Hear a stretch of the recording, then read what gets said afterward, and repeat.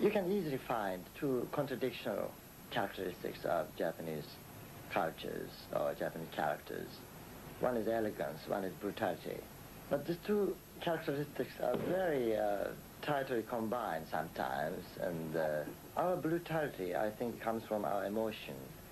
It is never mechanized or systematized like Nazis' brutality.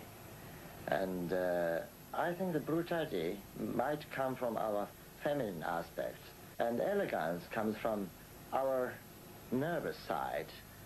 Sometimes we are too sensitive about refinement or elegance or sense of beauty of such aesthetic side. And sometimes we are tired of it.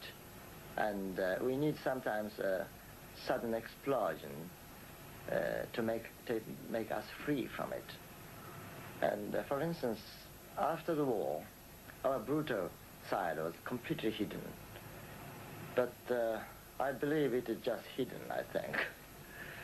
And I don't like the Japanese culture is represented only by the flower arrangement or such a sort of peace-loving culture.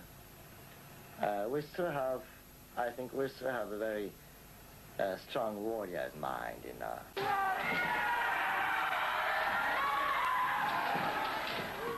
I particularly liked kendo from the sense of beauty, but gradually I found out the traditional value of the kendo, and it used to be close to the duel, death fighting, and all the kendo player wanted to get real experience of the border of death and life, you know. And in the samurai tradition, the sense of beauty was always connected with death. And for instance, if you commit harakiri, the samurai was requested to make up his face by powder or lipsticks in order to keep his face beautiful after his such a suffering death.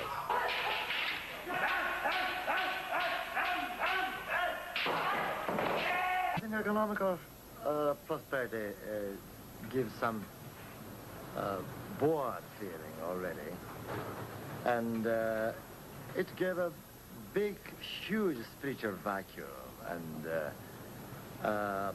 unbearable boredom, particularly among intellectuals. But I think not only intellectuals, but also among younger generations and half of populace, I think. And at the present situation, we are never satisfied, we are never contented. And we cannot believe such an economic prosperity, what it means. And we had, you know, long tradition of samurai. They lived for the honor and the spirit, you know, and they despised and looked down any money